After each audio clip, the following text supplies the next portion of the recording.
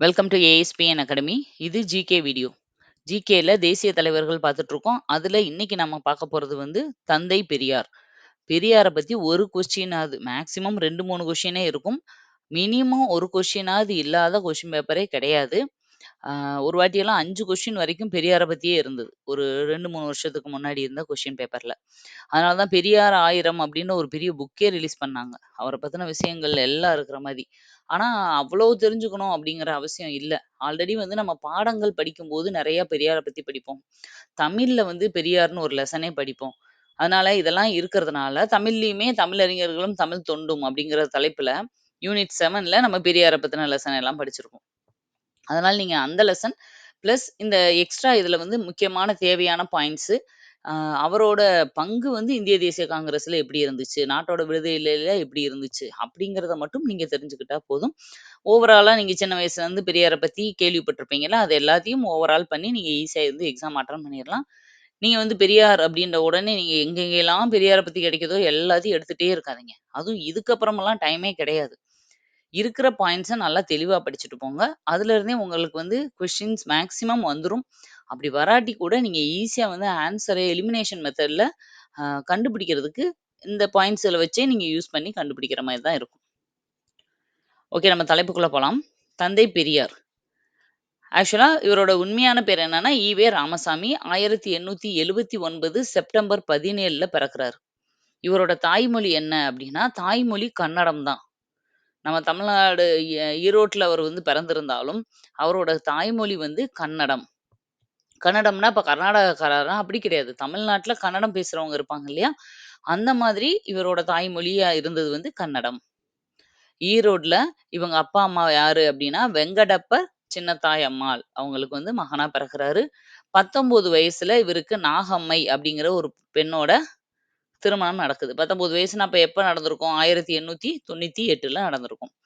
1918ல சென்னை மாகாண சங்கத்துல சேர்றாங்க. யார் யாரு? பெரியார், திருவி.க. இவங்க எல்லாமே ஜாயின் பண்றாங்க. அதாவது அந்த காலத்துல காங்கிரஸும், நீதி கட்சியும் ஒண்ணுக்கு ஒண்ணு நேர் எதிரா இருந்துச்சு. கருத்துக்கள்லயும் சரி, அதாவது டிஎம்கே, ஏடிஎம்கேன்னு நம்ம சொல்றோம்ல இப்போ. அது மாதிரி அப்ப ஆப்போசிட்டா இருந்த ஒரு அமைப்பு தான் இந்த காங்கிரஸும், நீதி கட்சியும். ஆனா இந்த 2லயுமே முக்கியமானவரா இருந்தவர் தான் இந்த பெரியார். கொஞ்ச நாள் காங்கிரஸ்ல இருந்திருப்பாரு. அப்படியே ஆப்போசிட்டா இந்த பக்கம் மாறிருவாரு. அதெல்லாம் தான் இத வந்து நம்ம பார்க்க போறோம். 1919ல முதல்ல அவர் சேர்ந்தது வந்து காங்கிரஸ்ல தான். காங்கிரஸ்ல பெரியார் வந்து இணையறாரு.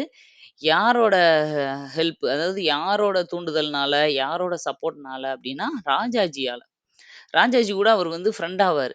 ஃப்ரெண்ட் ஆகுற இடத்துல என்ன ஆகும்னா, அவரு தான் வந்து பெரியார கூட்டிட்டு வந்து காங்கிரஸ்ல வந்து இணைவாரு. அடுத்தது 1918ல ஈரோடு நகரசபை தலைவரா ஆவாரு. அவரு அந்த நகரசபை தலைவரா ஈரோட்ல இருக்கும்போது தான், வீடுகளுக்கு வந்து நேரடியா குடிநீர் வழங்கும் திட்டத்த கொண்டு வந்திருப்பாரு. இது ரொம்ப முக்கியமானது. இதே மாதிரி ராஜாஜியும் பண்ணியிருப்பாரு. அவரோட பீரியட்ல பெரியாரும் பண்ணியிருக்காரு. அடுத்தது 1921ல கள்ளுக்கடை மறியல் போராட்டம் ரொம்ப முக்கியமான ஒண்ணு. பெரியாரோடது.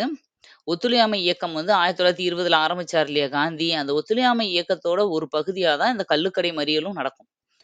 அந்த மறியல்ல வந்து ரொம்ப முக்கியத்துவம் வாய்ந்தவர் தான் இவரு. அ தன்னோட தோட்டத்துல இருந்த 1000 தென்னை மரங்களையும் வெட்டி எறிஞ்சிருப்பாரு. ஏன்னா தென்னை மரத்துல இருந்து தான் கல்ல இறக்குவாங்க அந்த காலத்துல. அதனால என்னன்னா, தென்னை மரங்கள பூரா வெட்டி எறிஞ்சவர். ஒரு தென்னை மரத்த வளர்த்து, அது முழுசா பலன் குடுக்க 3 வருஷம் ஆகும். அதுக்கப்புறம் அது 10 வருஷம், 20 வருஷம், 30 வருஷம், 50 வருஷம் கூட இருக்கிற மரங்கள்லாம் இருக்கு. அவ்ளோ வளர்த்த மரங்கள அவர் வந்து யோசிக்காம வெட்டியிருப்பாரு. அதுலேருந்தே அவரோட தீவிரம் தெரியும் நம்மளுக்கு.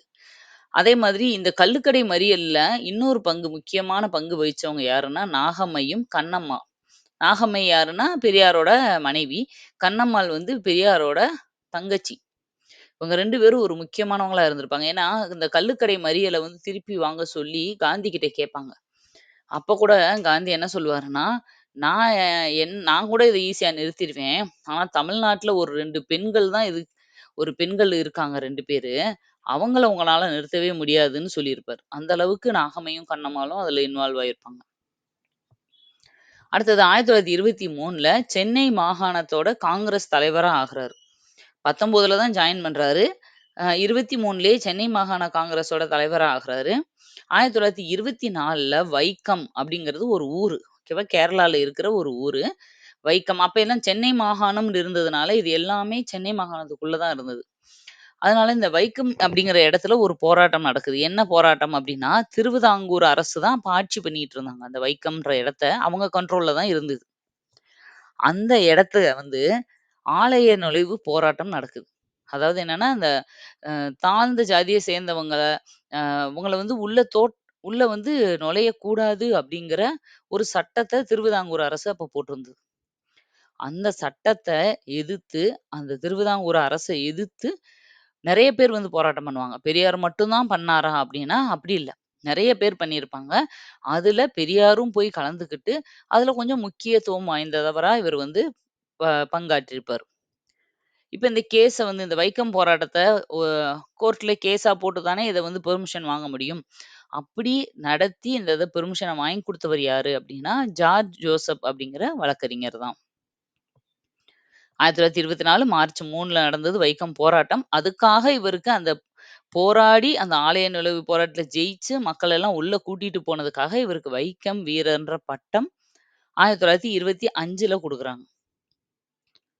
அடுத்தது 1925ல என்ன ஆகுதுன்னா, சேரன் மாதேவி அப்படிங்கிற ஒரு இடம். அந்த இடம் என்னன்னா, ஒரு ஆசிரமம் மாரி. அந்த ஆசிரமம் யாரால நடத்தப்பட்டுச்சு அப்படின்னா, வாவேசு ஐயர் அப்படிங்கிற ஒருத்தரால நடத்தப்பட்டுச்சு. நீங்க ஐயனம்லாம் வாவேசு ஐயர பத்தி நெறைய படிச்சிருப்பீங்க. வாவேசு ஐயர்ன்ற ஒருத்தரு த தலைமையில நடந்த ஒரு சேரன் மாதேவி குருகுலம்னு சொல்லுவாங்க. அந்த ஆசிரமம், குருகுலம் என்ன வேணா சொல்லலாம். அங்க பரத்வாஜ ஆசிரமம்னு சொல்லுவாங்க அது பேரு. வருணாசிரம முறைய வந்து அவங்க ஃபாலோ பண்ணிட்டு இருந்தாங்க. அது ஒரு கல்விக்கூடம்.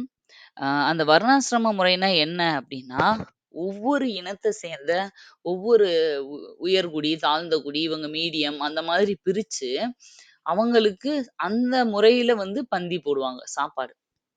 அதாவது சமபந்தி முறை இல்லாதது தான் அங்க பிரச்சனையே. எல்லாத்துக்கும் அ ஒரே மாதிரி சாப்பாடு போடாம, ஃபர்ஸ்ட்டு வந்து ஒரு பிரையாரிட்டி. அ அடுத்து 2வது பிரையாரிட்டியா வந்து இன்னொரு இனத்த சேர்ந்தவங்களுக்கு பண்ணுவாங்க. இது பெரியாருக்கு பிடிக்காது. ஏன் அப்டின்னா, காங்கிரஸ் நம்மளோட கொள்கையிலே வந்து எல்லாரும் ஒண்ணா இருக்கணும் அப்டிங்கிறது தான் நம்ம போராட்டம். அப்போ அந்த காங்கிரஸோட சப்போர்ட்ல முழுக்க முழுக்க காங்கிரஸ் ஸ்பான்சர்ல நடத்திட்டு இருக்கிற ஒரு ஆசிரமத்தில ஸ் படிக்கிற பிள்ளைங்ககிட்ட இந்த மாதிரி ஒரு வர்ணாசிரம முறைய நீங்க ஃபாலோ பண்றது தப்புன்னு சொல்லி போராட்டம் பண்ணுவாரு. அவருக்கு பிடிக்காது. இத வந்து எதிர்த்து இது பண்ணுவாரு. ஆக்சுவலா அதுக்கு வ.உ.சி. ஐயர் என்ன ஒரு ரீசன் சொல்லுவாருன்னா, நாங்க வந்து வர்ணாசிரம முறைய நாங்க ஃபாலோ பண்ணல. ஆக்சுவலா வெஜ் சாப்பிடாதவங்க, வெஜ் சாப்பிடுறவங்க, நான்வெஜ் சாப்பிடுறவங்கன்னு 2 இருக்காங்க இல்லையா? அப்ப அவங்க 2 பேரையும் ஒண்ணா கலந்து வச்சு சாப்பாடு போட முடியாது. அப்ப என்ன பண்ணுவாங்கன்னா, ஃபர்ஸ்ட்டு வெஜ் சாப்பிடுற எல்லாரையும் சாப்பிட வச்சு அனுப்பிட்டு, அதுக்கப்புறம் அந்த நான்வெஜ் எல்லாம் சாப்பிடுறவங்களுக்கு 2வது பந்தி போட்டோம். அப்படின்னு அவரு சொல்லியிருப்பாரு. பட் இவரு என்ன சொல்லுவாருன்னா, அந்த காலத்துல பியூர் வெஜிடேரியன்னும்போது அவங்க பிராமின்ஸ் இருப்பாங்க. ஆனா இவரு சொல்லுவாரு, "நீங்க பிராமினுக்கு முன்னுரிமை குடுத்து, அவங்களுக்கு சாப்பாடு எல்லாம் நல்லா குடுத்துட்டு, அடுத்து 2வது வர்றவங்களுக்கு மிச்ச மீதியும் கொஞ்சம் கம்மியாவும் நீங்க நடத்துறீங்கன்னு" இவரு வாதாடுவாரு. இதுல 2 பேர்ல யாரு சொன்னது நியாயம்ன்றது நம்மளுக்கு தெரியாது. பட் அன்னைக்கு அவரு இத வந்து கோவப்பட்டு பெரியார் எதிர்த்ததுக்கு காரணம் இதுதான். 1924ல குடியரசு அப்படிங்கிற ஒரு இதழ் ஆரம்பிச்சிருப்பாரு. இதழ்ல வந்து இத பத்தி அவரு எழுதியிருப்பாரு. இப்ப என்ன ஆகும்னா, கொஞ்சம் கொஞ்சம் இப்ப காங்கிரஸுக்குள்ளேயே இவருக்கு வந்து ஒரு சின்ன கிளாஷ் மாரி உருவாக ஆரம்பிக்கும். இந்த விஷயங்கள்ல வந்து இவர் மறுப்பு தெரிவிக்கிறதுனால. 25ல காஞ்சிபுரத்துல காங்கிரஸ் மாநாடு. உங்களுக்கு தெரியும் ஒவ்வொரு வருஷமும் டிசம்பர் கடைசி தேதிகள்ல வந்து காங்கிரஸ் மாநாடு நடக்கும். மாநாடு மிஸ் ஆகவே ஆகாது. ஆனா, இடமும், தலைவரும் மாறிக்கிட்டே இருப்பாங்க. ஒவ்வொரு மாநாட்டுக்கும் இடம் மாறும், தலைவர் மாறும். அப்படி 25ல காஞ்சிபுரத்துல நடந்த மாநாட்டுக்கு திருவிக வந்து தலைவரா இருந்தாரு. அப்போ வகுப்பு வாரி பிரதிநிதித்துவத்த வந்து முன்வைக்கிறாரு பெரியார். அப்ப என்ன ஆகும்னா, அவர் வந்து அ இந்த 2 விஷயம் ஆல்ரெடி சேரன் மாதேவில நடக்கிற பிரச்சனைய பத்தி உள்ள பிரச்சனை பண்ணிட்டு இருப்பார். உள்ள காங்கிரஸ்க்குள்ள. 2வது வகுப்பு வாரி பிரதிநிதித்துவம். இந்த 2மே வந்து காங்கிரஸ் ஒத்துக்காது.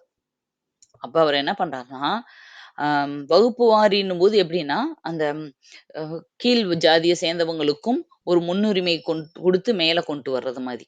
வகுப்பு வாரியா அவங்கள பிரிச்சு, அவங்களுக்குன்னு தனியா கோட்டா குடுத்து முன்னுரிமை குடுக்குறது. இத வந்து ரொம்ப வருஷமாவே சொல்லிக்கிட்டே இருப்பாரு பெரியார். ஆனா, ஒவ்வொரு மாநாட்டிலயுமே அத தட்டி கழிச்சுக்கிட்டே வருவாங்க காங்கிரஸ். அப்ப இவரு என்ன சொல்லுவாரு அப்டின்னா, அ அப்போ காங்கிரஸ் அப்டிங்கிறது வந்து ஒரு அதுல மோஸ்ட்லி நெறைய பேரு பிராமின்ஸ் இருக்கிறதுனால, நீங்க உங்க பிராமின்ஸு அது மாதிரி இவங்களுக்கு தான் நீங்க அதிக மேல்குடியினருக்கு தான் அதிக முக்கியத்துவம் குடுக்குற ஒரு இயக்கமா இருக்கு அப்படின்னு பெரியாருக்கு வந்து ஒரு மனசுல பட ஆரம்பிச்சுரும். அதனால என்ன செய்வாரு, இந்த விஷயங்கள்னால பெரியார் வந்து காங்கிரஸ விட்டு வெளிய வந்து தான் சுயமரியாதை இயக்கம் அப்படிங்கிற இயக்கத்த உருவாக்குவாரு. பெரியார் அப்படின்னாலே சுயமரியாதை இயக்கம் தான். அந்த இயக்கத்தோட பேரே பாருங்க. சுயமரியாதை. Self respect. எங்க எல்லாருக்கும் சுயமரியாதைன்னு ஒண்ணு இருக்கு.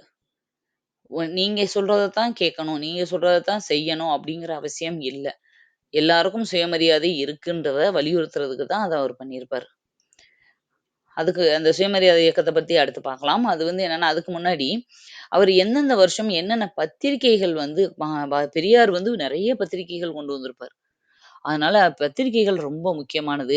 இது எல்லாத்தையும் நீங்க நல்லா தெளிவா நோட் பண்ணிக்கணும். மனப்பாடமா வச்சுக்கணும். மேட்ச் த ஃபாலோயிங் மாரி குடுத்து இத குடுத்துருவாங்க வருஷத்த. அதாவது குடியரசு அப்படிங்கிற பத்திரிக்கைய 1925ல கொண்டு வராரு. முதல் அங்கீகரிக்கப்பட்ட பத்திரிகை இதுதான். அடுத்தது ரிவோல்ட் அப்படிங்கிற பத்திரிகை வந்து 1928ல ரிவோல்ட் அப்படின்னா தான் ரிவோல்ட் அப்படின்னு இங்கிலீஷ்ல வந்தது தான் அது. இது ஒரு ஆங்கில பத்திரிகை. அடுத்து புரட்சி அப்படிங்கிற பத்திரிகை வந்து 1933லயும், பகுத்தறிவு அப்படிங்கிற இந்த 33 இந்த டைம்ல தான் வந்து நாகம்மை இறந்திருப்பாங்க. 33ல. நாகம்மை இறந்தது கூட இந்த டைம் தான். அடுத்தது பகுத்தறிவு அப்படிங்கிற பத்திரிகைய 34லயும். இந்த பத்திரிகையில தான் தமிழ் எழுத்து சீர்திருத்தத்த பத்தி நெறைய சொல்லியிருப்பாரு. நம்ம படிச்சிருக்கோம். வீரமாமுனிவருக்கு அடுத்து எழுத்து சீர்திருத்தம் பண்ணவரு பெரியார் தான். கிட்டத்தட்ட ஒரு 14 எழுத்துக்கள வந்து குறைச்சிருப்பாரு. இந்த அச்சுக்கள்ல வந்து பதிக்கிறதுக்கு கஷ்டமா இருக்கு அப்படிங்கிறதுக்காக 14 எழுத்துக்கள வந்து குறைத்தவர் தான் வந்து பெரியார். குறைச்சு அத அப்புறம் ஒரு சில எழுத்துக்கள வேற ஃபார்மட்டும் மாத்திருப்பாரு. அண்ணா அப்படின்னு இப்படி இருந்தத, அண்ணா அப்படி மாத்துனவரு. கலை, கலை அப்படின்னு இருந்தத, கலை அப்படின்னு மாத்துனவரு. இந்த மாரி மாத்துனதெல்லாம் இவர் தான். தமிழ் புக்ல நீங்க படிச்சிருப்பீங்க. அடுத்தது விடுதலை அப்படிங்கிற ஒரு பத்திரிகைய வந்து 1935ல ஆரம்பிச்சிருப்பாரு. இது வந்து முதல்ல ஆரம்பிக்கும்போது வார இதழா இருந்திருக்கும். 1937ல இருந்து இது வந்து தினசரி பத்திரிகையா மாறிரும். தினசரி இதழா மாறியிருக்கும். பத்திரிகைகள்ல இவரோட புனைப்பெயர் என்ன? என்ன பேர்ல எழுதுவாரு அப்டின்னா, சித்திரபுத்திரன் அப்படிங்கிற பேர்ல தான் இவர் வந்து பத்திரிகையில எழுதுவாரு. சித்திரபுத்திரன். இத நோட் பண்ணிக்கங்க. சித்திரபுத்திரன். இதான் வந்து இவரோட புனைப்பெயர். சித்திரபுத்திரன் எனும் புனைப்பெயர் யாருக்கு இருக்கு அப்படின்னு கேட்பாங்க. பெரியாரோட புனைப்பெயர் தான் சித்திரபுத்திரன். அடுத்தது சுயமரியாதை இயக்கத்த பத்தி பார்க்கலாம். சுயமரியாதை இயக்கத்துல இருந்து தான் மோஸ்ட்லி கொஸ்டின்ஸ் வரும். பெரியார்ன்னு எடுத்துக்கிட்டாலே. சுயமரியாதை இயக்கம் வந்து தந்தை பெரியாரால உருவாக்கப்பட்டது. காங்கிரஸ்ல 19ல இணைஞ்சாரு. அங்க இணைஞ்சதுலருந்து இவரோட கொள்கை எதுவா இருந்துச்சு அப்டின்னா, அம் காந்தியோட கொள்கைகள பரப்புறது. எப்டின்னா கதர் ஆடை அணிவிக்கிறது, கதர் ஆடைகள விக்கிறது, இந்த மாதிரி எல்லாத்துலயும் இவரு இன்வால்வ் பண்ணாரு. 1920ல திருநெல்வேலியில காங்கிரஸ் மாநாடு நடக்குது. யாரோட தலைமையிலனா, சீனிவாச ஐயங்காரோட தலைமையில நடக்குது. முதல்ல அப்பதான் அவர் என்ன பண்றாருன்னா, வகுப்பு வாரி இடஒதுக்கீடுக்கான தீர்மானத்த அரசு பணிகள்ல கொண்டு வர ஒவ்வொரு மாநாட்டிலும் வலியுறுத்தினார். 20ல இருந்து அந்த மாநாட்டுல இருந்து ஆரம்பிச்சவர் தான். அப்ப முதல்ல இந்த வகுப்பு வாரி இடஒதுக்கீட வந்து எந்த இதுல வலியுறுத்தினாருன்னு கேட்டார்ன்னா, கொஸ்டின்ல கேட்டாங்கன்னா, திருநெல்வேலியில நடந்த காங்கிரஸ் மாநாட்டுல சீனிவாச ஐயங்கார் தலைமையில இருக்கும்போது தான் முதல்ல ஆரம்பிக்கிறாரு. ஏன்னா, அவர் 19ல தானே ஜாயின்டே பண்றாரு. 20ல வந்து சொல்றாரு. அதாவது இப்ப நம்ம கவர்மெண்ட் எக்ஸாம்ஸ்லலாம் 69% இடஒதுக்கீடு வருது இல்லையா? அத தான் அவர் அப்பயே இன்சிஸ்ட் பண்ணாரு. இந்த மாரி இடஒதுக்கீடு குடுத்து போஸ்டிங் எல்லாம் போடுங்க. அப்பதான் வந்து ஒரே வகுப்ப சேர்ந்தவங்க வராங்க. ஏன்னா ஏற்கனவே நம்ம படிச்சிருப்போம்.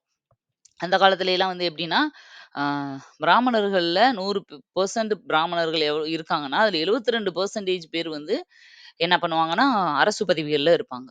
படிச்சவங்களா இருப்பாங்க. அரசு பதவிகள்ல இருப்பாங்க. அப்ப இந்த தாழ்த்தப்பட்டவங்க, தாழ்த்தப்பட்டவங்களாவே இருப்பாங்க. அதுக்காக அவங்களலாம் எதிர்த்து தான் பிராமணர் அல்லாதோர் இயக்கம்லே ஒரு தனி இயக்கத்தவே உருவாக்குவாங்க. அது மாதிரி எல்லாருக்கும் ஆ வந்து ச கரெக்ட்டான ஒரு இது கிடைக்கணும் அப்படிங்கிறதுக்காக இன்சிஸ்ட் பண்ணுவாரு. அப்போ வந்து அத பெருசா ஏத்துக்க மாட்டாங்க. 21ல ராஜாஜி தலைமையில நடந்த மாநாட்டிலயும் இந்த பேச்சுவார்த்தை தோல்வி அடைஞ்சிரும். 23ல திரும்ப ராஜாஜி தலைமையில சேலத்துல ஒரு மாநாடு நடக்கும். அப்பயும் இத பத்தி பேசுவாரு. அப்பயும் வந்து இது என்ன ஆயிரும்னா, தோல்வியில தான் போய் முடியும். அப்புறம் தான் கடைசியா 1925ல காஞ்சிபுரத்துல நடந்த மாநாட்டிலயும் அவர் வந்து இன்சிஸ்ட் பண்ணுவாரு. திருவிக தலைவரா இருந்தது ஏற்கனவே நான் சொன்னேன். அந்த மாநாட்டிலயும் ஒத்துக்கல அப்படின்ற உடனே தான் ஆல்ரெடி நான் சொன்னேன்ல சேரன் மாதேவி பிரச்சனை உள்ள போயிட்டுருக்கும். அதுக்கிடையில இது வேற நான் 5 வருஷமா சொல்றேன். அப்ப என்னோட பேச்சுக்கு நாங்க சொல்றத காது குடுத்தே நீங்க கேட்க மாட்றீங்க. நீங்க சொல்றது மட்டும் தான் சட்டம்ன்னும்போது, நான் எதுக்கு இந்த கட்சியில இருக்கணும் அப்படின்னு சொல்லிட்டு 6 வருஷம் தான். மொத்தம் 6 வருஷத்திலேயே என்ன பண்ணிருவாரு, கட்சிய விட்டு வெளிய வந்து சுயமரியாதை இயக்கம் அப்படிங்கிற ஒரு இயக்கத்த அவர் ஆரம்பிப்பாரு. அதே 1925ல தான் இவருக்கு வைக்கம் வீரர் பட்டம் குடுத்துருப்பாங்கன்னு நான் சொல்லியிருப்பேன். அந்த வைக்கம் வீரர் பட்டம் அந்த மாநாட்ல வச்சு தான் யார் குடுத்துருப்பாங்க? திருவிக.வால குடுக்கப்பட்டிருக்கும். அத நவசக்தி இதழ்ல வந்து அத அப்ரூவ் பண்ற மாரி அந்த வார்த்தைய வந்து வைக்கம் வீரர்ன்ற வார்த்தைய போட்டு நவசக்தி இதழ்ல வெளிய வந்திருக்கும். அப்ப இந்த வைக்கம் வீரர் பட்டம் குடுத்தது திருவிக. எந்த இதழ்ல வெளியிட்டுச்சு மொதல்லன்னா நவசக்தி இதழ். இப்ப சுயமரியாதை இயக்கத்த வந்து மொதல்ல ஆரம்பிச்சு காங்கிரஸ விட்டு வெளிய வந்து ஆரம்பிக்கிறாரு. இந்த சுயமரியாதை இயக்கத்தோட முக்கிய நோக்கங்கள் என்ன அப்டின்னா, மூட பழக்கவழக்கத்த எதிர்க்கணும். ஏன்னா, ஆல்ரெடி வந்து பெரியார் வந்து ஒரு நாத்திகவாதி. பெருசா கடவுளுக்காக செய்ற சடங்குகள் மேலலாம் நம்பிக்கை இல்லாதவர். பெண்களை தாழ்வாக நடத்தும் நிலை வந்து மாறணும். விதவை மறுமணம், தேவதாசி முறை, குழந்தை திருமணம், வர்ணாசிரம முறை இது எல்லாத்தையும். இப்ப விதவை மறுமணத்த ஆதரிக்கிறாரு. தேவதாசி முறைய வந்து எதிர்க்கிறாரு. குழந்தை திருமணத்த எதிர்க்கிறாரு. வர்ணாசிரம முறைய எதிர்க்கிறாரு. நான் வந்து முறை, திருமணம் அப்படி மட்டும் குடுத்துருக்கேன். எத ஆதரிக்கிறாரு, எத எதிர்க்கிறாருன்றத நீங்க புரிஞ்சுக்கோங்க. அடுத்தது ரொம்ப முக்கியமானது என்னன்னா, இந்த அம் என்ன மாநாடு? சுயமரியாதை இயக்க மாநாடுகள் வந்து ரொம்ப முக்கியமானது. இந்த 3 மாநாட்டுல ஏதாவது ஒண்ண மாத்தி, மாத்தி ரிப்பீட்டடா கேட்டுட்டே இருப்பாங்க. எப்படி இந்திய தேசிய காங்கிரஸோட முதல் 3 மாநாடுகள் முக்கியமோ, அதே மாதிரி சுயமரியாதை இயக்கத்தோட முதல் 3 மாநாடுகள் முக்கியம். பாருங்க, ரொம்ப ரொம்ப முக்கியமான ஒரு பாயிண்ட்டு. இத நல்லா தெளிவா நோட் பண்ணிக்கோங்க. 1929ல முதல் மாநாடு நடக்குது செங்கல்பட்டுல. இந்த ஃபர்ஸ்ட் மாநாட தான் நெறைய வாட்டி கேட்டுருக்காங்க இதுவரைக்கும் ப்ரீவியஸ் இயர் கொஸ்டின்ல. ஒண்ணு வருஷத்த கேட்பாங்க, இல்ல இடம், இல்ல யாரோட தலைமையிலன்னு கேட்பாங்க. முதல் மாநாடு செங்கல்பட்டுல நடந்துச்சு. WPA சௌந்தரபாண்டியன் அப்படிங்கிற ஒருத்தரோட தலைமையில. 2வது மாநாடு அடுத்த வருஷம் 1930 2ஆம் மாநாடு ஈரோட்ல எம்.ஆர். ஜெயக்கர் அப்படிங்கிற பூனேவ சேர்ந்த ஒருத்தரோட தலைமையில 2வது மாநாடு நடக்குது. 1931ல 3வது மாநாடு நடக்குது. விருதுநகர்ல ஆர்.கே. சண்முகம் அப்படிங்கிறவரு பேர்ல தலைமையில. இந்த 3 மாநாடும் ரொம்ப முக்கியம். இத தெளிவா பார்த்துக்கோங்க. நெக்ஸ்ட்டு என்னென்ன பீரியட்ல அவங்க பெரியார் வந்து என்னென்னலாம் பண்ணுனாரு அப்படிங்கிறது. 1930ல தேவதாசி ஒழிப்பு சட்டம் கொண்டு வந்தாங்க. இதுல வந்து இந்த தேவதாசி ஒழிப்பு சட்டத்துக்கு வந்து பெரியார் ஒரு முக்கியமான காரணமா அதாவது நெறைய சப்போர்ட் பண்ணி, அதுக்கு வந்து எல்லாமே பண்ணவரு இவர்தான், பெரியார் தான். இதுல வந்து மெயினா ஒரு 90% யார் காரணமா இருந்திருப்பாங்கன்னா, டாக்டர் முத்துலட்சுமி அம்மையார் வந்து 1926 அந்த மாரி டைம்ல இருந்தே அவங்க வந்து இத இன்சிஸ்ட் பண்ணி இந்த சட்டத்த கொண்டு வர வச்சிருப்பாங்க. அதுக்கு பெரியாரும் ஒரு முக்கிய காரணமா இருந்திருப்பாரு. 1930ல தீண்டாமை ஒழிப்பு சட்டம் கொண்டு வர்றதுக்கும் பெரியார் வந்து முக்கிய காரணமா இருந்தாரு. 29 டூ 30ல சிங்கப்பூர், மலேசியா சுற்றுலா போயிருக்காரு. 31 டூ 32ல ரஷ்யா, ஐரோப்பா சுற்றுலா. அந்த டைம்ல தான் 14 அம்ச கோரிக்கை எல்லாமே வெளிவந்தது. அதாவது இவரு இந்த மாதிரி சுற்றுப்பயணம் போகும்போதெல்லாம், அண்ணாவ வந்து இவரு வந்து இந்த மாதிரி ட்ரிப் போகும்போதெல்லாம் என்ன பண்ணிருப்பாருன்னா, அண்ணாவ தான் கூட வந்து எப்பயுமே டிரான்ஸ்லேட்டரா கூட கூட்டிட்டு போவாரு. அண்ணா வந்து இவர் பேசுறது எல்லாத்தையும் அங்க டிரான்ஸ்லேட் பண்ணுவாரு. அது மாரி அவங்க பேசுறது இவருக்கு டிரான்ஸ்லேட்டர். அதனால அண்ணா வந்து கூடயே இருந்திருப்பாரு. பெரியார் கூட. கொஞ்சம் வந்து பெரியாரு என்னன்னா வயசுல பெரியவர் வேற. கொஞ்சம் பட்டு பட்டுன்னு யாரையும் பேசிருவாரு. அந்த மாதிரி தான் அவரு. மோஸ்ட்லி அவர் பேசும்போதே, அ "சொல்லு வெங்காயம், என்ன அந்த வெங்காயம் என்ன சொன்னான்?" அப்படின்ற மாரி தான் பேசுவாராம். ஆனா வந்து ஒரு வயசுல இப்ப நம்ம வீட்ல ஒரு தாத்தா, பாட்டி, வயசானவங்க பேசினா ஏத்துக்கிற மாரி எல்லாருமே ஏத்துக்குவாங்க. அப்படியே அண்ணா வந்து கூடயே இருக்கிறவரு அவர் கூட. ஈவன் 1954ல பர்மாவுக்கு புத்தரோட 2500வது பிறந்த நாள் விழாவுக்கு கூட 2 பேரும் தான் போய் கலந்திருப்பாங்க. பெரியார வந்து தமிழ்நாட்டின் ரூசோ அப்படிங்கிற பேர் சொல்லி அழைச்சவர் யாருன்னா, ராமசாமி முதலியார். ரொம்ப முக்கியமான ஒரு கொஸ்டினு. பெரியாருக்கு தமிழ்நாட்டின் ரூசோன்னு ஒரு பட்டம் இருக்குன்றத தெரிஞ்சுக்கங்க. அத யாரு குடுத்தாரு அப்படின்னா, ராமசாமி முதலியார். அது மாரி இந்த ஃபேமிலி பிளானிங் இருக்கு இல்லையா? ஃபேமிலி பிளானிங்க பத்தி அதிகமா இன்சிஸ்ட் பண்ண ஒரு தலைவரு அப்படின்னா, அது பெரியார் தான். ஏன்னா, அம் பெண்கள் வெறும் வந்து பிள்ளை பெற இயந்திரம் கிடையாது அப்படின்னு சொல்லியிருப்பாரு. அந்த வார்த்தைய சொன்னவரும் பெரியார் தான். ஆனா ஃபேமிலி பிளானிங்க பத்தி அதிகமா இன்சிஸ்ட் பண்ணியிருப்பாரு. 1936ல அனிஹிலேஷன் ஆஃப் கேஸ்ட் அப்படிங்கிற ஒரு புத்தகம். இந்த புத்தகம் யார் எழுதியிருப்பாருன்னா, இந்த புக்க எழுதுனது அம்பேத்கர். அம்பேத்கரோட புக்கு. அந்த அம்பேத்கரோட புக்க வந்து தமிழ் மொழியில மொழிபெயர்ப்பு பண்ணியிருப்பாரு பெரியார். எந்த பேர்லன்னா, "ஜாதிய ஒழிப்பு" அப்படிங்கிற பேர்ல. இங்கிலீஷ்ல "அனிஹிலேஷன் ஆஃப் கேஸ்ட்" இப்படியே கூட குடுப்பாங்க. இல்ல சம்டைம்ஸ் வந்து "ஜாதிய ஒழிப்பு" அப்படிங்கிற புத்தகத்த எழுதுனது யாருன்னு கேட்டா பெரியார். "அனிஹிலேஷன் ஆஃப் கேஸ்ட்ன்ற" புக் எழுதுனது யாருன்னு கேட்டா, நீங்க அம்பேத்கர்ன்னு சொல்லணும். இவர் அத மொழிபெயர்த்தவர். 1937ல இந்தி எதிர்ப்பு போராட்டம் வருது. நான் ஏற்கனவே ராஜாஜி எடுக்கும்போதே சொன்னேன். 37ல காங்கிரஸ் வந்து முதல்ல ஆட்சிய புடிச்சு ராஜாஜி வந்து சிஎம் ஆயிருப்பாரு. அப்போ இந்தி எதிர்ப்பு சம்மந்தமா வந்து சட்டம் வந்துரும். அதுக்காக ராஜாஜிய வந்து எதிர்த்து பெரியார் வந்து போராட்டம். பெரியார் மட்டும் இல்ல, நெறைய இந்தி எதிர்ப்பு போராட்டத்துல நெறைய பேர் கலந்திருப்பாங்க. அதுல இவரும் ஒருத்தர். அப்ப 38ல சென்னையில நடந்த ஒரு பெண்கள் மாநாட்டுல வச்சு தான் இவருக்கு இந்த பெரியார் அப்படிங்கிற பட்டமே குடுத்துருப்பாங்க. இது ரொம்ப முக்கியமானது. இதுவும் நெறைய வாட்டி கேட்ட ஒரு ப்ரீவியஸ் இயர் கொஸ்டின். பெரியார் பட்டம் ஈ.வே.ரா. ராமசாமிக்கு குடுத்தது யாரு? அப்டின்னா, தருமாம்பாள் அப்படிங்கிறவங்க தான் அந்த பட்டத்த குடுத்துருப்பாங்க. ஆனா, அந்த மீட்டிங்க நடத்துனவங்க, அந்த மீட்டிங்க்கு தலைவரா இருந்தது யாருன்னா, நீலாம்பிகை அம்மையார். நீங்க 2 பேரும் தெரிஞ்சுக்கங்க. அந்த பெண்கள் மாநாட்ட நடத்துனவங்க நீலாம்பிகை அம்மையார். அந்த நீலாம்பிகை அம்மையார் யாருன்னா, மறைமலை அடிகளோட பொண்ணு. ஆனா, அந்த அந்த மாநாட்டுல வச்சு அவருக்கு அந்த பட்டத்த குடுத்தது தர்மாம்பாள். நீங்க இந்த மாரி ஒரு கொஸ்டின் கேட்டுறாங்கன்னா, ஆப்ஷன்ல ஃபர்ஸ்ட் தர்மாம்பாள் இருந்தா அதத்தான் சூஸ் பண்ணணும். தர்மாம்பாள் இல்லாத பட்சத்துல தான் நீங்க நீலாம்பிகைய சூஸ் பண்ணணும். 2மே இருந்தா ஃபர்ஸ்ட் நீங்க தர்மாம்பாள் தான் நீங்க ஆன்ஸர். அத நல்லா தெரிஞ்சுக்கோங்க. 2வது 1938ல இந்த மாதிரி இந்த இந்திய எதிர்ப்பு போராட்டத்துக்காக இவர வந்து 1938ல வந்து பெல்லாரி சிறையில வந்து அடைச்சிருப்பாங்க. பெல்லாரி. பெல்லாரி சிறையில கர்நாடகால இருக்கு. அந்த பெல்லாரி சிறையில அடைக்கப்பட்டிருப்பாரு. அடுத்து அந்த சிறையில இருக்கும்போது தான் என்ன ஆகும்னா, இந்த நீதி கட்சின்னு சொல்லி தனியா ஒரு கட்சி இருந்திருக்கும் இல்லையா? 1920ல இருந்து நீதி கட்சி தான் வந்து ஆட்சியில இருப்பாங்க. ஏன்னா 20ல ஒத்துழையாமை இயக்கத்துல காங்கிரஸ் வந்து நாங்க அ ஆம் இந்த மாதிரி தேர்தல்ல எல்லாம் நிக்க மாட்டோம்னு சொன்னதுனால, நீதி கட்சி தான் எல்லா வருஷமும் ஆட்சிய பிடிச்சிருக்கும். 37ல காங்கிரஸ் உள்ள வந்து பெரும்பான்மையான இடத்த புடிச்சு ராஜாஜி தலைவராயிருவாரு. இப்ப என்ன ஆயிருது? நீதி கட்சி இவ்வளோ நாள் இருந்த நீதி கட்சி வந்து டவுன் ஆயிருது. இப்ப இவங்க என்ன பண்றாங்கன்னா, இந்த நீதி கட்சிய சேர்ந்தவங்க கரெக்ட்டா அப்பதான் வந்து பெரியாரும் வெளிய வந்து சுயமரியாதை இயக்கம்னு தனி ஒரு இயக்கத்த ஆரம்பிச்சிருக்காரு. அந்த சுயமரியாதை இயக்கத்திலயும், இந்த நீதி கட்சியும் ஒண்ணா இணைக்கலாம் அப்படிங்கிற பிளானுக்கு வராங்க. 38ல ஜெயில்ல இருக்கும்போதே, சுய அவர் கூட பேச்சுவார்த்தை நடத்தி, சுயமரியாதை இயக்கத்தையும், நீதி கட்சியும் ஒண்ணா இணைச்சிர்றாங்க. இணைச்சு அதுக்கப்புறம் எல்லாமே வந்து 2ம் ஒண்ணா தான் ரன் ஆகும். பாருங்க, காங்கிரஸ்ல சேர்ந்தவரு, அதுக்கு அப்படியே நேர்மறையா இருந்த நீதி கட்சி கூட இப்ப பெரியார் இணைஞ்சிடுறாரு. 1944ல சேலம் மாநாட்டுல நடந்த இது ஒரு முக்கியமான ஒரு கொஸ்டின். 1000 இங்க வந்து 1 மிஸ் ஆயிருக்கு பார்த்துக்கோங்க. 1944 சேலம் மாநாட்டுல நடந்ததுல தான் இதுக்கு இந்த 2 கட்சியும் இணைஞ்சு, அதுக்கு புது பேர் வைக்கிறாங்க. திராவிடர் கழகம். அப்படிங்கிற பெயர வந்து பெரியார் சொல்றாரு.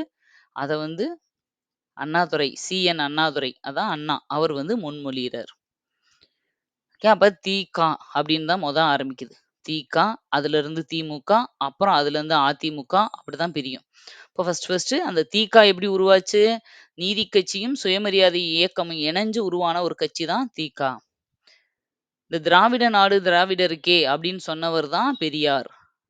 இந்த கொட்டேஷன் சொன்னது யாருன்னு கேட்பாங்க. பெரியார் ரொம்ப முக்கியமானது. அந்த மாநாட்டுல வச்சு தான் அவர் சொல்லியிருப்பாரு. அடுத்தது 1947 ஆகஸ்ட் 15 எல்லாருக்கும் தெரியும் நம்மளுக்கு சுதந்திரம் கிடைச்ச வருஷம். கிடைச்ச அந்த நாள என்ன சொல்லியிருப்பாருன்னா, எல்லாரும் உலகமே கொண்டாடிட்டு இருக்கும் இந்தியாவேவும். ஆனா, திராவிடருக்கு துக்க நாள் அப்படின்னு அறிவிச்சவரு பெரியார். இது அந்த டைம்ல பெரிய சர்ச்சைய உருவாக்கியிருக்கும்.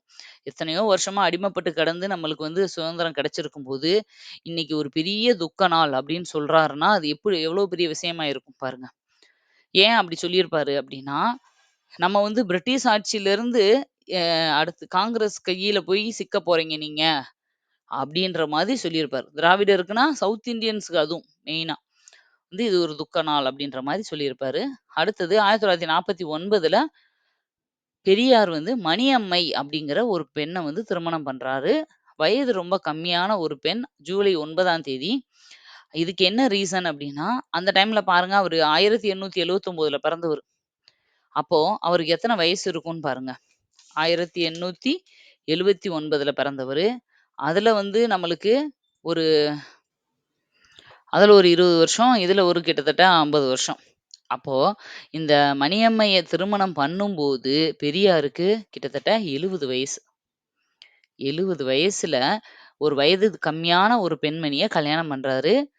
அ இந்த பெண்மணி யாருன்னா, அவர் கூடயே இருந்து இவ்வளோ நாளும் அவரு தனியா மாகமை இறந்ததுக்கு அப்புறம் தனியா இருந்தாரு இல்லையா? அவருக்கு பணிவிடை செஞ்சு கூடயே இருந்த ஒரு பொண்ணு தான் அவங்க. அவங்கள கல்யாணம் பண்ணிக்கிறாரு. இதுக்கு பெரியார் குடுத்த விளக்கம் என்ன அப்டின்னா, அவருக்கு அப்புறம் அவருக்கு குழந்தைங்க யாருமே இல்லாததுனால, அவரோட சொத்த வந்து அவரு கடைசி வரைக்கும் தன்ன பார்த்துக்கிட்ட மணியம்மைக்கு குடுக்கணும்னு அவர் நெனைக்கிறாரு. ஆனா, அந்த காலத்துல சட்டப்படி வாரிசு இல்லாத இன்னும் ஒருத்தருக்கு மனைவியோ, குழந்தைகளோ இந்த மாரி வாரிசா இல்லாம, நம்மளுக்கு சம்மந்தம் இல்லாத 3வது ஒருத்தருக்கு நம்ம சொத்த வந்து குடுக்க முடியாது. அந்த மாதிரி சட்டம் இருந்தது. அதனால இவரு அந்த பொண்ணுக்கு வந்து அத குடுக்கணும். தனக்கப்புறம் என்னோட சொத்து அந்த பொண்ணுக்கு போகணும் அப்படிங்கிறதுக்காக அந்த பொண்ண திருமணம் பண்ணிக்கிட்டேன் அப்படின்னு பெரியார் சொல்லுவாரு. பட் இத வந்து நெறைய பேர் ஏத்துக்க மாட்டாங்க. எல்லாருக்கும் என்னன்னா, அப்படின்னா அவரு பொண்ணா தத்தெடுத்திருக்கலாம். வேற எப்படி வேணாலும் பண்ணியிருக்கலாம். இத வந்து ஏன் திருமணம் பண்ணாரு? அப்படிங்கிற ஒரு கேள்வி வரும். இது வந்து பெரியார் விஷயத்துல ஒரு தப்பா, ரைட்டான்றது இன்ன வரைக்கும் ஒரு பெரிய டிபேட்ல தான் போயிட்டு இருக்கு. அப்ப என்ன ஆயிரும்னா, இது கூடயே இருந்த அண்ணாவுக்கே இது பிடிக்காது. என்ன ஆயிரும்னா, அதே 49 செப்டம்பர் 17ல பெரியார விட்டு பிரிஞ்சு வந்து திமுக அப்படிங்கிற கட்சிய ஆரம்பிக்கிறாரு. திமுக கட்சிய ஆரம்பிச்சவர் யாருன்னா, அண்ணா. ஆக்சுவலா பெரியார் கூட சண்ட போட்டோ, புடிக்காமையோ, பிரச்சனை பண்ணியோ, அப்படியெல்லாம் அவர் வெளிய வரல. அவர் மேல ஒரு சின்ன மனக்கசப்பு. இந்த வயசுல இவரு இப்படி பண்ணியிருக்க தேவையில்ல, அப்படின்ற மாதிரி அவர் வெளிய வந்துருவாரு. ஆனா, எப்பயுமே அண்ணா பெரியாரோட ஒரு தீவிர ரசிகர் தான். ஓகே. அப்போ அதுக்கப்புறம் நெறைய ஹிந்தி எதிர்ப்பு போராட்டம் நடந்திருக்கும் இல்லையா? அந்த எல்லாத்துலயுமே பெரியார் முக்கியமான ஒரு பங்கு வகிச்சிருப்பாரு. 1937, 48, 52, 65 இத்தன தடவையும் ஹிந்தி எதிர்ப்பு போராட்டம் நடந்திருக்கும். அது எல்லாத்துலயும் இவர் பங்கு பெற்றிருக்காரு. பகுத்தறிவு பகலவன், சிறை பறவை, தமிழ்நாட்டு ரூசோ இதெல்லாமே அவருக்கு வழங்கப்பட்ட பட்டங்கள். ஏன் சிறை பறவைன்னு சொல்லியிருப்பாங்கன்னா, கிட்டத்தட்ட 15 தடவ வரைக்கும் அவரு ஜெயிலுக்கு போயிருப்பாரு. 15 டைம்ஸ். ஜெயிலுக்கு போயிருப்பாரு. அதனால அவருக்கு அந்த பேர் வந்துச்சு. அடுத்தது 1953ல குலக்கல்வி திட்டம் வந்திருக்கும். ராஜாஜி இது மறுபடியும் சிஎம் ஆயிருப்பாரு. அந்த டைம்ல குலக்கல்வி திட்டம் வந்து, அத வந்து நெறைய பேர் எதிர்த்து உங்களுக்கு தெரியும் குலக்கல்வி திட்டம்னா என்ன? எல்லாம் ராஜாஜி எடுக்கும்போது சொன்னேன். அதையும் எதிர்த்தவர் வந்து பெரியார் தான். பெரியார்னா பெரியார் மட்டுமா? அப்படின்னு கேட்டீங்கன்னா, அப்படி இல்ல. நெறைய பேர் எதிர்த்ததுல பெரியாரும் ஒரு முக்கியத்துவம் வாய்ந்தவர். அப்ப என்ன ஆகுதுன்னா, ராஜாஜி கூட பதவி விலகிருவாரு. அவருக்கு அப்புறம் காமராஜர் வந்திருப்பாங்க 2 வருஷத்திலேயே. அந்த குலக்கல்வி திட்டத்திலயும் இவர் முக்கிய பங்கு வகிக்கிறாரு. 1970ல இவருக்கு வந்து கவர்மெண்ட் யுனெஸ்கோ விருது குடுக்குறாங்க. பெரியாருக்கு யுனெஸ்கோ விருது குடுக்கப்பட்டது. இந்த யுனெஸ்கோ விருது குடுத்த டைம்ல தான் 1970ல தான் உண்மை அப்படிங்கிற பத்திரிகைய வந்து வெளியிட்டிருப்பாரு. இது வந்து மாதத்துக்கு 2 தடவ மட்டும் வர்ற மாரி, மாதம் இருமுறை வெளியாகிற ஒரு ஆர்டிக்கிள் அப்படிலாம் சொல்லுவோம் இல்லையா? அந்த மாதிரி ஒரு மேகசின். உண்மை அப்படிங்கிற பத்திரிகை. அடுத்தது 73ல இதே யுனெஸ்கோ இவருக்கு வேற என்ன விருதுகள்லாம் குடுத்துருப்பாங்க அப்படின்னா, புத்துலக தொலைநோக்காளர், தென்னிந்தியாவின் சாக்ரடீஸ் இந்த பட்டங்கள்லாம். தென்னிந்தியாவின் ரூசோன்னு சொன்னது வேற. தென்னிந்தியாவின் சாக்ரடீஸ்ன்னு சொன்னது வந்து யுனெஸ்கோ. அடுத்தது 1978ல பெரியாருக்கு அஞ்சல் தலை வெளியிடுறாங்க. 1973ல டிசம்பர் 24ல தான் அவர் மறையிறாரு. இப்ப யுனெஸ்கோ விருதெல்லாம் குடுக்கும்போது அவர் நல்லா 70ல நல்லா உயிரோட தான் இருந்தாரு. 73ல தான் அவர் இறந்து போனாரு. சாகும்போது அவருக்கு வந்து வயது 94 வயது. 94 வயது. எப்படி இறந்தாரு? என்ன ரீசன்னால இறந்தாருன்னா, குடலிறக்க நோய். குடல் இறக்கம் வந்து வந்ததுனால இப்பலாம் அத ஈஸியா பண்ணிடுறாங்க. அ ஆப்ரேஷன் பண்ணி குடல் இறக்கம் நெறைய பேருக்கு பண்றாங்க இல்லையா? அந்த காலத்துல வந்து அதுக்கு பெருசா அந்த அம்மைலாம் வந்தா இறந்து போற மாரி, அ அ குடல் இறக்க நோயால இறந்து போனவர். ரொம்ப வயசும் ஆயிடுச்சு இல்லையா? 94ன்னும்போது, இப்ப இறந்து இயற்கையான மரணம் தான். சுயமரியாதைய பத்தி அவரோட கருத்து என்ன? சுயமரியாதைனா என்ன அப்டின்னா, பாருங்க அதுக்கு முன்னாடிங்க, "சுயமரியாதை அற்றவன் பிணம்" அப்படின்னு சொன்னவர் தான் பெரியார். சுயமரியாதை அற்றவன் ஒரு பிணம். சுயமரியாதைன்னு ஒண்ணு இல்லாம சும்மா ஏனோ தானோன்னு வாழ்றவன் ஒரு பிணத்துக்கு சமம்னு சொன்னவரு. சுயமரியாதைன்னா அவர பொறுத்தவரைக்கும் என்ன? சம உரிமை, சமத்துவம், சம வாய்ப்பு, அன்பு, சிக்கனம், இரக்கம், ஒழுக்கம், பகுத்தறிவு. இது எல்லாமே இருக்கிறது தான் சுயமரியாதை. அடுத்தது இவரோட கொள்கைகள் அப்படின்னு பார்த்தோம்னா, திராவிட நாடு கோரிக்கை வச்சது இவர் பண்ணாரு. அடுத்தது சுயமரியாதை வேணும்னு சொன்னாரு. பிராமணர்களை எதிர்த்தாரு. பிராமண எதிர்ப்பு பண்ணாரு. மூட நம்பிக்கையில ஒழிக்கணும்னு சொன்னாரு. பண்டிகை சடங்குகளை எல்லாம் எதிர்த்தாரு. அடுத்தது விதவை மறுமணத்த வந்து ஆதரிச்சாரு. இதெல்லாம் நீங்க வந்து எத ஆதரிச்சாரு, எத எதிர்த்தாருன்றத புரிஞ்சுக்கணும் நீங்க. விதவை மறுமணத்த ஆதரிச்சாரு. ஆதரிப்பு, ஆதரவு. அதே மாரி கலப்பு திருமணத்த ஆதரவு பண்ணாரு. ஜாதிய ஒழிப்ப வந்து ஆதரவிச்சாரு. தீண்டாமை ஒழிப்ப ஆதரிச்சாரு. ஒழிப்பு பண்ணாரு. ஆலய நுழைவுக்கு வந்து ஆதரவு தெரிவிச்சாரு. வகுப்பு வாரி பிரதிநிதித்துவம் வேணும்னு ரொம்ப இன்சிஸ்ட் பண்ணாரு. ஏன்னா, அவர் அதுக்காக தான் அந்த இடத்த விட்டே அவர் வெளிய வந்தது கூட. அவ்வளோ பெரிய கட்சிய விட்டு வெளிய வந்தது. அடுத்தது அவரோட கருத்துக்கள். கொட்டேஷன்ஸ்லாம் இருக்கும் இல்லையா? அவர் சொன்ன முக்கியமான வார்த்தைகள், கொட்டேஷன்ஸ் அதெல்லாம் என்ன அப்படின்னு பார்க்கலாம். அறிவு அற்றவன். அறிவு என்பது வளர்ந்து கொண்டே இருக்கும். புதியவற்றை ஏற்க வேண்டும். அறிவுனா என்ன அப்டின்னா, அது வளர்ந்துகிட்டே இருக்கணும். புதுசு புதுசா என்ன வருதோ, அதுல இருக்க நல்ல கருத்துக்கள நம்ம ஏத்துக்கிறணும். அதுக்கு பேரு தான் அறிவு, வளர்றதுன்னு அர்த்தம். அதாவது எம்ஜிஆர் கூட பாடியிருப்பாரு இல்லையா? "ஆளும் வளரணும், அறிவும் வளரணும். அதுதான்டா வளர்ச்சின்னு." அது மாதிரி பெரியார பொறுத்தவரைக்கும் அறிவுனா என்ன அப்டின்னா, வளர்ந்துகிட்டே இருக்கிற ஒரு விஷயம். புதுசு புதுசா வர்ற எல்லாத்தையும் ஏத்துக்கிற ஒரு விஷயம் தான் அறிவு. அடுத்தது, பெண்களுக்கு நகையோ, உடையோ முக்கியமில்லை. அறிவும், சுயமரியாதையும் முக்கியம். அப்படின்னு சொன்னவர் வந்து பெரியார். உங்களுக்கு சுயமரியாதைன்ற வார்த்தை வரும்போதே, நீங்க இது பெரியாரா தான் இருக்கும்னு கெஸ் பண்ணிருவீங்க. பட் இருந்தாலும் தெரிஞ்சுக்கோங்க. பெண்களுக்கு வந்து நகை மேலயும், உடை மேலயும் ஆசை வைக்காதீங்க. அத விட்டுட்டு உங்களோட அறிவ வளர்க்கறதுலயும், சுயமரியாதையா வாழ்றதுலயும் முக்கியத்துவம் கொடுங்கன்னு சொன்னவர். கண்டிப்பா அது வந்து எந்த காலத்திலயும் பெண்களுக்கு பொருந்தக்கூடிய ஒரு விஷயம் தான். அடுத்தது, சமயம் எனில் நீங்கள் மூட நம்பிக்கைகளை ஏற்றுக்கொள்கிறீர்கள் என பொருள். மூட நம்பிக்கைக்கு எதிரானவர் பெரியார்ன்னு நம்ம தெளிவா தெரியும். அப்ப இவர் நான் இந்த சமயத்த சேர்ந்தவங்க அப்படின்ற வார்த்தைய நீங்க சொல்றீங்கனாலே என்ன அர்த்தம் அப்படின்னா, நீங்க ஏதோ ஒரு மூட நம்பிக்கைய ஏத்துக்கிட்டு தான் அந்த அது சமயத்துக்குள்ளேயே போறீங்கன்னு அர்த்தம். உண்மதான். நம்ம வந்து எந்த ஒரு மதத்தையும், சமயத்தையும் பின்பற்றுறோம் அப்படின்னா, அதுல நெறைய சடங்குகளும், இதையும் ஆட்டோமேட்டிக்கா நம்ம செய்ய ஆரம்பிச்சுர்றோம்.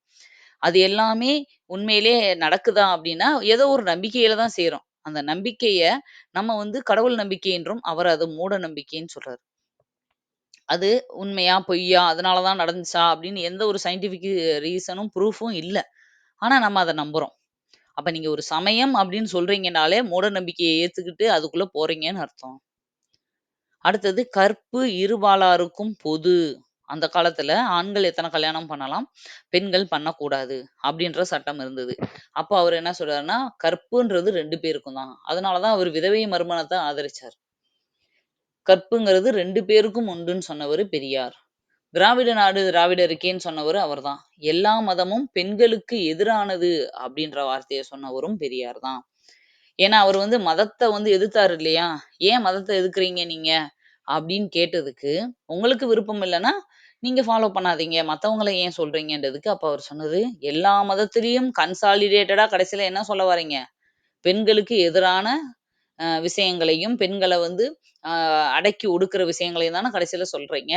அதனால எனக்கு வந்து என்ன பொறுத்தவரைக்கும் மதம், ஜாதி, இனம்னாலே அது வந்து என்னன்னா, பெண்களுக்கு எதிரானதா தான் இருக்குன்றது தான் என்னோட கருத்துன்னு சொல்லியிருப்பாரு. அடுத்தது பெண் விடுதலை சிந்தனைகள். பெண் விடுதலை சிந்தனையில பெண் விடுதலையில அவரு நெனச்சது என்ன அப்டின்னா, பெண் விடுதலையில எதெல்லாம் இருக்கணும், எது இருக்கக்கூடாது. இந்த பக்கம் பாருங்க, அடிப்படை தேவைகள். எதெல்லாம் பெண் விடுதலையில இருக்கணும் அப்டிங்கிறது. டூஸ், டோன்ட்ஸ் அப்டின்னு சொல்லுவோம் இல்லையா? எது இருக்கக்கூடாதுன்றது இந்த பக்கம்.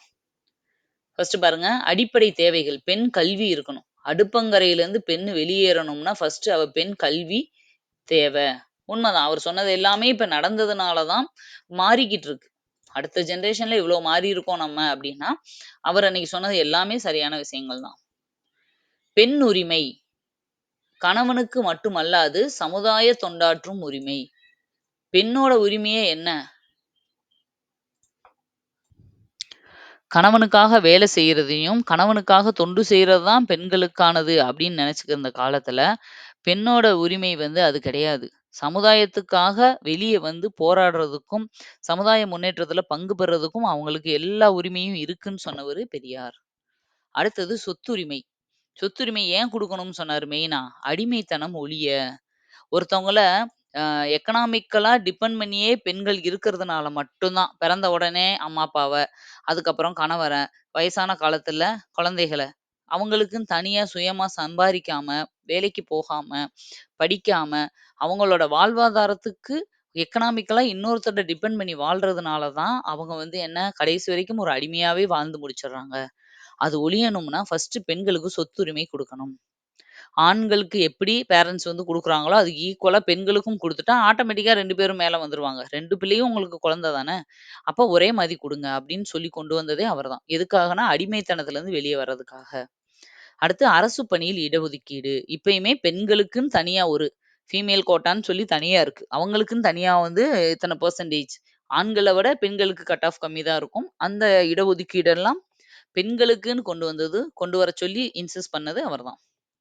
அடுத்து எதெல்லாம் இருக்கக்கூடாது? குழந்தை மனம்.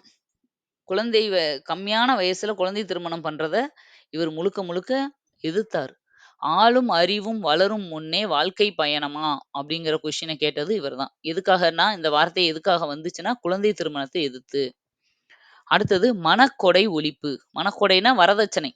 வரதட்சணை குடுக்கக்கூடாது. இவரு வந்து நம்ம தமிழ் பாடங்கள்ல வந்து புக் படிக்கும்போது நீங்க இந்த பெரியாரோட பழைய ப சமச்சீர் கல்வியில பழைய புக்லயும், நியூ புக்லயும் பெரியார் சம்மந்தப்பட்ட லெசன நல்லா படிங்க. அதுல தெளிவா குடுத்திருப்பாரு. ஓகேவா? அப்ப அதுல சொல்லியிருப்பாரு.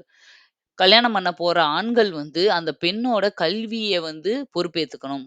கல்யாணத்துக்கு அப்புறம் அந்த பெண்ண வந்து படிக்க வைக்க நீங்க வந்து ரெடியா இருக்கணும். அவங்க கிட்ட இருந்து வரதட்சணை வாங்கி அதுல தான் வாழணும் அப்படிங்கிற எண்ணத்த நீங்க ஒழிக்கணும். அப்படிலாம் நெறைய சொல்லியிருப்பாரு. அடுத்தது கைமை வாழ்வு ஒழிப்பு. கைமை வாழ்வுனா, விதவையா வாழ்றத ஒழிக்கணும். ஒரு தடவ ஏதோ ஒரு இன்சிடென்ட்னால ஒரு பெண் குறைந்த வயசுல வந்து விதவை ஆயிர்றாங்கன்னா, அப்படியே தான் அவங்க வாழணும். வாழ்நாள் முழுக்கன்னு சொல்றீங்க இல்லையா? அது இருக்கக்கூடாது. அத ஒழிக்கணும். தேவதாசி முறை ஒழிப்பு. அந்த காலத்துல எல்லாம் பெண்கள பொட்டு கட்டி விடுறதுன்னு சொல்லி, கோயிலுக்கு விட்டுருவாங்க. தேவதாசி அப்படின்னு சொல்லி. நெறையா கேள்விப்பட்டிருப்பீங்க. தேவர் அடியார்கள் அப்படின்னு சொல்லுவாங்க. அதுதான் இப்ப வந்து மாறி, மாறி ஒரு மோசமான பெண்கள திட்டுற ஒரு வார்த்தையா மாறிருச்சு. தேவருக்கு கடவுளுக்கு அ அடிமையா இருந்து தொண்டு செய்றவங்க தான் தேவர் அடியார்கள்.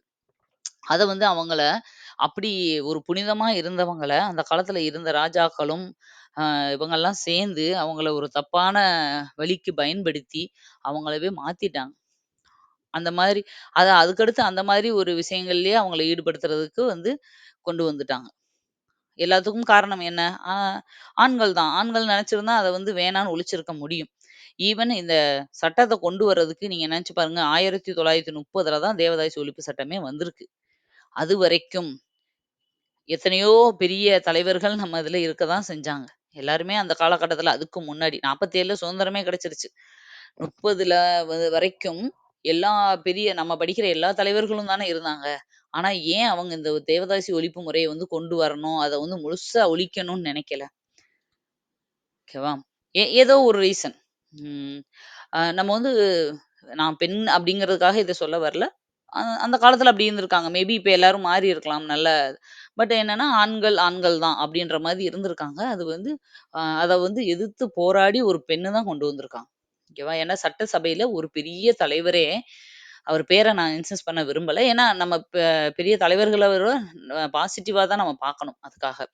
முத்துலட்சுமி ரெட்டி இத வந்து பார்லிமென்ட்ல அவங்க வந்து அமைச்சர் ஆயிருவாங்க இல்லையா? பார்லிமென்ட்ல இத வந்து இன்சிஸ்ட் பண்ணி இத கொண்டு வரணும்னு சொல்லி பயங்கரமா சண்ட போடும்போது, நாம எல்லாருக்கும் தெரிஞ்ச ஒரு ஃபேமஸான ஒரு தலைவரே, தேசிய தலைவர் தான். அவரே சொல்லியிருப்பாரு, "நீங்க ஏன் இத மறுக்கணும்னு நெனைக்கிறீங்க? இந்த தேவதாசி அப்படிங்கிறது வந்து கடவுளுக்கு அவங்க உழைக்கிறதுக்காக வந்திருக்காங்க.